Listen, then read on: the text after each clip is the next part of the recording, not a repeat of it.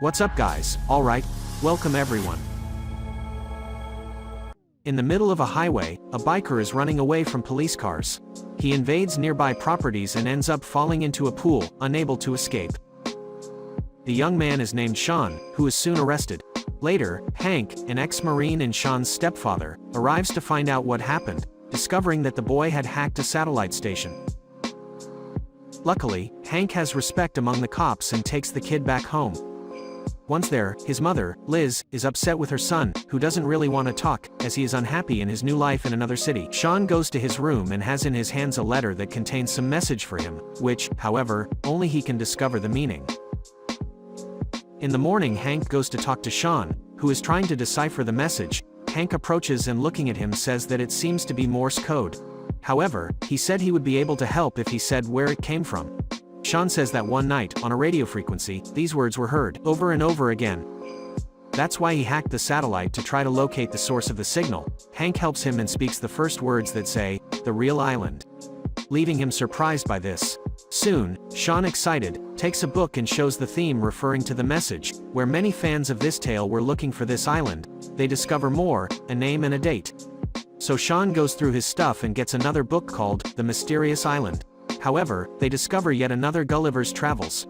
They have 3 books by different writers that talk about the same subject. The books contain maps, however, each one is different from the other, but Hank, thinking of something, pulls them out and putting the 3 together, discovers that they form a single map. Hank manages to decipher the coordinates showing that this island is in the middle of the South Pacific. Sean, happy for the discovery, starts to organize some things to travel. However, Hank says he won't, as the message sent may have just been from a lunatic fan for that matter. Sean, however, thinks that it was his grandfather, the first in the family, who started researching this island, which however disappeared 2 years ago, without anyone knowing where he is. So he wants to go in search of his grandfather and that island. Later, Hank talks to Luz and talks about what they discovered, saying that Sean needs a male figure, so he decided to go with him. The next day, Hank goes to Sean and shows him their passports, leaving his stepson very surprised. After that, they arrive at the first destination of the trip. Sean goes in search of renting a boat. However, the first man refuses the offer, claiming that the place they want to go is too dangerous and that no money in the world would pay for their lives. Already close to them, another man, named Gabato. He listens to the offer, and excited, he goes to talk to the 2, accepting at first to take them for $1,000. Gabato, then he takes them to his point, where there is a beautiful boat. However, his transport is not that one, but a helicopter in poor condition. The 2 are not excited to go, but Sean sees Kaylani, Gabato's daughter, and quickly changes his mind and decides to go on this trip with them. However, after talking to his father, Kaylani, knowing the dangers of the place, raises the price even more, and with no other choice, Hank accepts. Later, and far from the coast, approach a huge storm, but Hank decides to continue. As they cross the edge of the storm, they are faced with several huge hurricanes that begin to suck them in. Seeing this, Sean says that, according to the book, they must be taken to the island. Hank and the others, however, change their minds and Gabato try to get out of there. However, they soon realize that the stick has broken and they have completely lost control. The helicopter then begins to tear itself apart, thus being sucked into one of the hurricanes. Then thrown against water, and then everyone faints.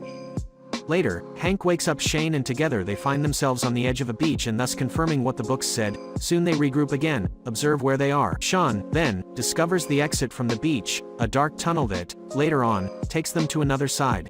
When leaving, the group sees an incredible and beautiful landscape, a totally new and still unknown world, with mountains, waterfalls and a volcano in the middle of the big island. They also discover that there the small animals get big and the big ones become small.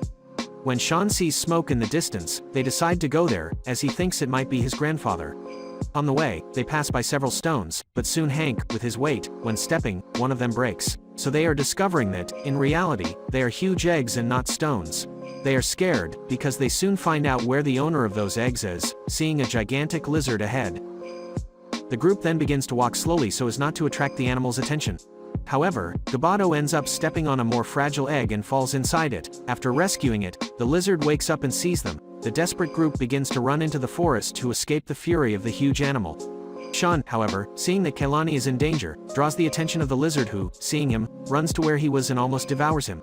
But luckily the adventurer Sean manages to be agile enough with his movements and escapes with the others.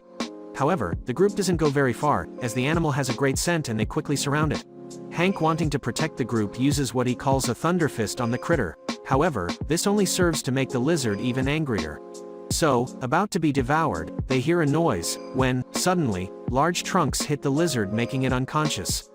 Then Sean discovers to be his grandfather named Alexander, and happily they embrace in their reunion. Alexander then takes them to a safe place, his treehouse, where he shares the old boat that brought him to that place he did all that.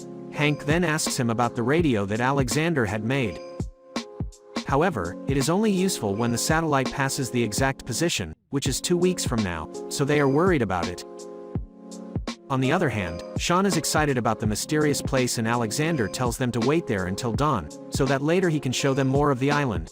The next day, the group follows a trail and Sean tries to flirt with Kehlani. However, she shows no interest in him, and even makes fun of the poor guy. Hank seeing this goes in and tells him what he has to do to approach a woman. He says, not to follow instincts and do the opposite of what they think, also show interest in her feelings, and finally, the most clueless, the pectoral dance. Gaboto arrives to help with this crazy teaching, but Sean thinks it's all nonsense. Alexander then takes them to see an old building in the middle of the island. However, there is no one there. The group discovers that there is the lost city of Atlantis. Hank, then, asks that it was supposed to be underwater. Soon, Alexander tells them yes, but the island has a 140-year cycle, where it spends half of that time on the surface and the other half underwater. While Alexander talks with Sean, Hank analyzes a puddle of water, discovering that it is salty, and this can only happen with penetration through the ground, indicating that the island has already started to sink. Alexander, however, says that his calculations indicate that this will not happen for another 14 years. But Hank explains that he is wrong, because due to the liquefaction of the soil present there, the island will not stay above water for long. According to their estimates, at most they have 3 days before everything sinks. Shane then thinks a bit and says that, according to the books, there is a submarine hidden on the island and that could save them. The only lead they have is finding Captain Nemo's diary, which according to the tales managed to get there in 1870. However, the passage to the grotto where the diary was placed is small, so Kehlani applies to go. She was decided to put her head, she finds the throne with Captain Nemo's bones on it. Kehlani sees a diary and soon picks it up. However, suddenly, the island begins to shake and the grotto collapses. She then quickly leaves the room before everything comes crashing down on her. Later, analyzing the diary, they manage to discover the location they seek. However, Alexander warns them, saying that the adventure they will follow from there on will show horrifying and dangerous things. The group then heads to the other side of the island, passing through beautiful and dark places. Crossing a creek, they notice the volcano is erupting and causing the entire island to shake. Kehlani notices something falling from the sky, something like volcanic ash, but Alexander says it's pure gold. Sean is excited to go check it out and get some, but Hank won't let him. Gaboto is discouraged, because it would be a wonderful thing to have all that gold. Moments later, Hank, analyzing the map, realizes that they are below where they were supposed to be, so Alexander tells them to wait. Soon he comes back riding on top of a big bee and orders them to do the same. Gaboto gets scared and asks Hank for a ride, who didn't want to ride the bees. With no other choice, the group continues the journey, now flying. Moments later, Gaboto is hit by bird poo. However, they notice that it is a big bird. The group dodges between the trees in the forest and realizes there is another bird. Hank thinks of something and lures one of them in the opposite direction and against the other, thus causing them to collide. They narrowly escape, as Sean and Kehlani are almost devoured by another bird, but dodging it, Kehlani falls off her bee. Luckily, Sean quickly flies in and saves her before she hits the ground. He leaves her with the others and lures the bird into a spider's web. This works, but he collides with the branch ahead and ends up falling off the bee. The others approach him and he notices that Sean has hurt his ankle. They make their way to safety as night is approaching. Soon, Alexander, with help from Hank, who sets Sean's ankle in place, then Hank sings a song his father left for him before he disappeared when he was a child. And, hearing this, Alexander is sad, starting to accept him more. Going to get some water from the river nearby, Gaboto talks to his daughter, who is upset that they are not able to pay for her college, but her father cheers her up, saying that he will find a way for her to have a good future. Dawn arrives and the group wakes up and realizes that the water level is rising faster than they expected, and to make matters worse, Gaboto is gone. Kehlani, reflecting a little, already knows where her father went, to the Golden Mountain. Sean can't go with her, so Alexander is willing to go with Kehlani. Before they part, Hank takes a picture of the map and heads with Sean to a cliff named Poisden to find the submarine. Meanwhile, Gaboto, going to the volcano full of gold, falls on the way very close to a large nugget of gold buried in the ground, making him very excited.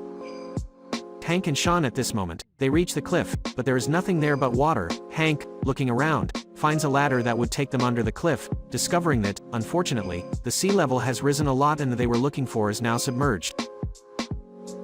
Back in Gabato, he dug the ground and discovers that the nugget is much bigger than he thought, having no way to take it with him. Soon, his daughter arrives and asks him to stop, saying that they don't need the gold, because there is a to the other, this being the greatest wealth. So giving up on the gold, Gabato goes back with her to meet Sean and Hank, who, after getting ready, jump into the water together. Moments later, they find their salvation, the submarine. They approach and open the hatch, but danger surrounds them. A large electric eel that nearly attacks them.